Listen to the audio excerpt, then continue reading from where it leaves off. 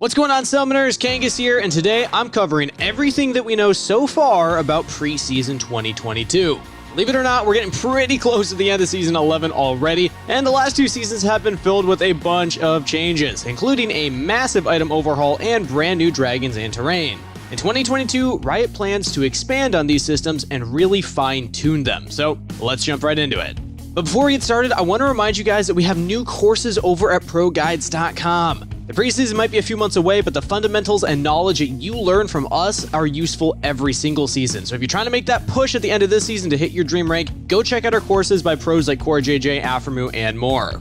Alright, so now getting into these preseason 12 changes, Riot stated that there are two major goals moving forward. One, improve and build upon existing game systems, and two, reward progression in a more meaningful way. The first goal sounds like a no-brainer, but it is a big deal when you think about the last two seasons. Sure, Riot has the whole season to balance the changes that they made in the preseason, but making changes during the regular season means that players will suffer from bad decisions. If Riot spends the entire preseason on making rapid-fire balance changes instead of adding new systems, hopefully we'll end up in a better state of balance than usual at the start. The second goal is something that we haven't really gotten in the past two seasons. We'll talk more about the specifics a bit later, but it's great that Riot is taking a look at things that are outside of the Rift. Let's see if the client can finally handle everything that they plan to add in. It's been struggling. So first up, let's talk about the existing systems and what Riot wants to do with them. The first thing they mentioned is Season 10's massive change to dragons. While the elemental dragons have added some variants to the Rift, Riot wants to expand on that a bit more. They're looking at adding some new terrain features to the Rift, along with making each elemental dragon feel stronger thematically.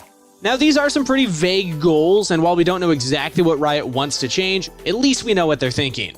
My only concern is that the more you distinguish each elemental dragon apart, the harder it's going to be to balance all four of them. Let's say like Infernal Dragon's more difficult to fight because it leaves massive fire puddles on the ground. Well, that might mean that both teams will just ignore it altogether. We'll need to wait before we jump to any conclusions, but I do kind of like this approach, and I'd rather have Riot make changes to the Rift itself than try and totally rebalance too many champions or a core system like crit chance, especially since we just did the item change.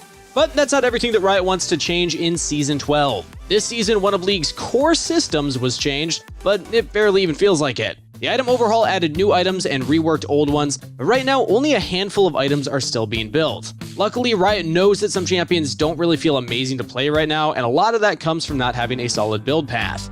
So to help fix this, the goal is to add more mythic options specifically for support champions. There are also plans to improve legendary options for mages, assassins, and tanks. On paper, all this sounds pretty good. I do think it's kind of weird that they're mentioning assassins, since right now almost every single lethality item is being built pretty consistently. But supports are definitely lacking in their mythic item choices, and I really hope that Riot isn't totally against bringing back some of their older items. I'm looking at you, Athenes.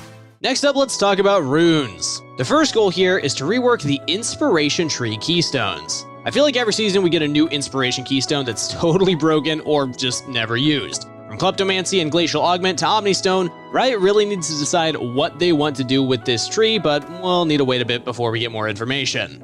Their second goal is to balance secondary runes. Right now, rune trees like Domination have some insanely powerful secondary runes, making it almost necessary to take it as your primary or secondary tree for most roles. So let's hope that we won't have another season of Omnivamp healing like we did in Season 11.